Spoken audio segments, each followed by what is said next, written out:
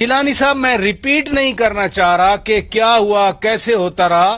یہ جو flip flop آیا، یہ کنفیوژن ہوئی، یہ پالیسی کو ریزسٹ کر رہے ہیں، کنفیوژن دور کر رہے ہیں یا زیادہ کلیئرٹی آ رہی ہے، یہ انٹرنل معاملہ ہے. لیکن کیا عالمی سطح پر یہ فلپ فلاپ کر کے ہماری کریڈیبلٹی بڑھی ہے، ہماری کریڈیبلٹی کم ہوئی ہے؟ ہم پر کون اعتبار کرے گا پھر؟ سب سے پہلے تو میں یہ چیز واضح کرتا جاؤں کہ کنفیوژن ہماری طرف سے بالکل نہیں ہے.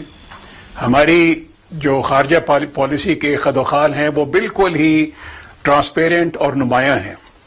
پاکستان امن چاہتا ہے ہندوستان کے ساتھ، پاکستان خطے میں امن چاہتا ہے، اور پاکستان نے ہمیشہ کوشش کی ہے، چاہے وہ 2003 میں جب سیز فائر ڈکلیئر ہوا تھا وہ بھی پاکستان کے انیشیٹو پہ ڈکلیئر ہوا تھا، اور ابھی بھی جو سیز فائر ڈکلیئر ہوا ہے وہ پاکستان کے ہی انیشیٹو کے اوپر سیز فائر ڈکلیئر ہوا ہے.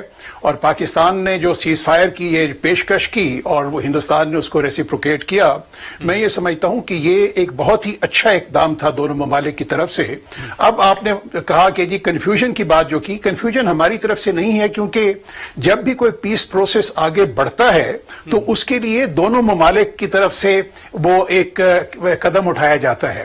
اب ہندوستان کی طرف سے جو خط کا آپ نے ذکر کیا، آپ نے خط ایک ان کی طرف سے آیا ہمارے نیشنل ڈے کے، جو پاکستان ڈے کے اوپر انہوں نے اپنا ایک تہنیتی اپنا پیغام بھیجا، لیکن اس کے ساتھ انہوں نے ایک ساتھ ہی وہ جس طرح ہوتا ہے، جس طرح کہتے ہیں نا کہ دودھ میں معذرت کے ساتھ جیلانی صاحب، معذرت کے ساتھ میں جو کنفیوژن کی بات کر رہا ہوں، میں تو ابھی جو اقدامات ایک دن اعلان ہوئے، دوسرے دن ہم واپس چلے گئے، پھر آج اجلاس ہو گیا، پھر کہہ دیا گیا کہ ایک ذیلی کمیٹی اب فیصلہ کرے گی. میں اس پہ بھی آتا ہوں. میں یہ کہتا ہوں کہ وہ جو خط جو بھیجا وہ ایک جس طرح ایک مثال ہے ہماری سرائکی میں بھی ہے، پنجابی میں بھی ہے، کہ جو دودھ میں مینگنیاں ڈالنے والی. انہوں نے اگر وہ ایک پیغام بھیجا اور اس کے ساتھ ہی انہوں نے ایک دہشت گردی کا ایک جو انہوں نے ایک سیاسی طور پہ ایک الزام پاکستان پہ لگاتے ہیں اور کافی عرصے سے لگاتے آ رہے ہیں، اس کو بھی انہوں نے نہیں چھوڑا. چاہیے تو یہ تھا کہ لیڈرشپ کو، ایک لیڈرشپ میں سب سے اہم چیز یہ ہوتی ہے کہ ان میں ایک سٹیٹسمین شپ ہوتی ہے، اور ان کو چاہیے کہ وہ آگے بڑھنے کے لیے اقدامات کریں. اب آپ نے کہا کہ جی جو ای سی سی نے فیصلہ کیا، اب ای سی سی نے جو مجھے جو سمجھ آتی ہے کہ ای سی سی نے کچھ ریکمنڈیشنز دیں. میں سمجھتا ہوں کہ کیبنٹ نے بہت ہی صحیح فیصلہ کیا ہے. کیبنٹ نے صحیح فیصلہ اس لیے کیا ہے، انہوں نے کہا ہے کہ ہمیں ان چیزوں کو ہندوستان سے درآمد کرنے کی اس لیے ضرورت نہیں آئی کیونکہ اس کو ہندوستان بڑے ہی ایک اپنے طور پہ اس کو پروجیکٹ کرنے کی کوشش کرے گا، اس کو بڑے پاکستان کو بڑے نیگیٹو لائٹ میں دکھانے کی کوشش کرے گا، اور کشمیریوں کو ایک بڑا ایک عجیب و غریب قسم کا ایک پیغام پہنچائے گا کہ اب تو ہم پاکستان اور ہندوستان کے درمیان نارملسی ہو رہی ہے، تو اب آپ کی کوئی بھی فکر کرنے والا کوئی نہیں ہے. تو میں سمجھتا ہوں کہ یہ بہت اچھا ہے. پیغام چلا گیا، بہرحال آپ ادھر کائنڈلی رکیے گا. جنرل صاحب، یہ بھی بات آپ کو میں ریمائنڈ کرا دوں، یہ بھی کہا گیا تھا کہ پاکستان اور بھارت ماضی کو دفن کر کے آگے بڑھیں. یہ ایک سٹیپ جو ای سی سی نے اپروو کیا تھا، یہ تو پھر اسی طرف ایک سٹیپ تھا. تو کیا کل کابینہ نے پھر اس ڈاکٹرن کو نلیفائی کر دیا؟ جی شکریہ. خوش قسمتی سے میں دونوں تقاریر میں موجود تھا، جو وزیر اعظم نے کی اور جو فالو اپ تقریر آرمی چیف نے کی. وزیر اعظم، میں بات کر رہا ہوں نیشنل سیکیورٹی ڈائلاگ کے اس وقت کی. جی وزیر اعظم نے اپنی تقریر میں بالکل کلیئرلی کہا تھا کہ جب تک 370 ریووک جیسے آپ نے کیا، یہ اقدام جب تک رہے گا اس تک شاید بات چیت کا امکان کوئی نہیں ہے، ماحول سازگار نہیں ہوگا. فالو اپ تقریر اگلے دن جو چیف آف آرمی سٹاف کی تھی، اس میں اگر پورا سیاق و سباق کو دیکھا جائے تو انہوں نے یو این سیکیورٹی کونسل کی ریزولوشن کا بھی ذکر کیا کشمیر کے سلسلے میں، جب انہوں نے یہ کہا کہ ماضی کو دفن کیا جائے، جس پہ میں نے بھی آپ کو پتہ لکھا بھی ہے اور میں نے اس پر پارشل اعتراض بھی کیا تھا.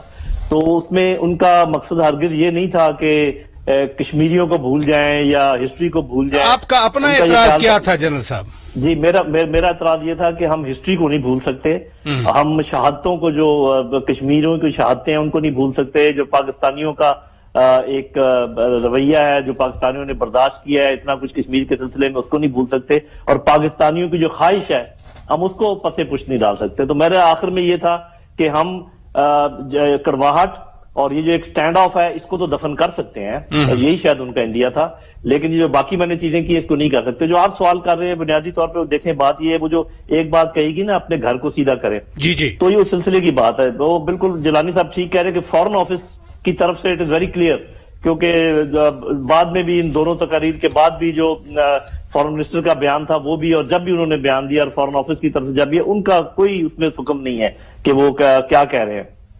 وہ بالکل کلیئر ہیں کہ جب تک وہ اقدامات واپس نہیں لیے جاتے, جس سے اسٹیٹس آپ نے چینج کرنے کی کوشش کی ہے, کوئی بات چیت نہیں ہو سکتی.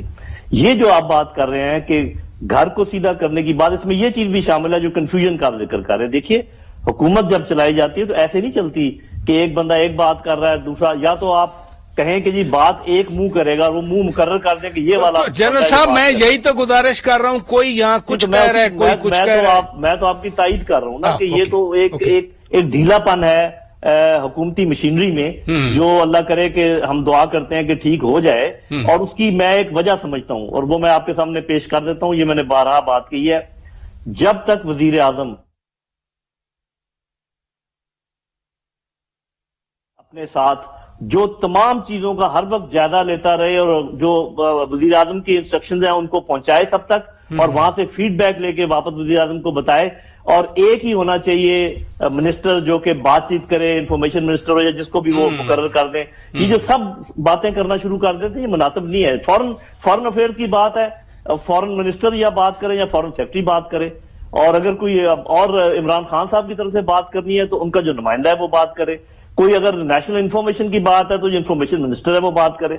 تو بس یہ تین لوگوں کے علاوہ مجھے نہیں سمجھ آتی کہ چوتھا بندہ بڑی زبردست بات کی آپ نے جنرل صاحب, بڑی زبردست بات کی. میرا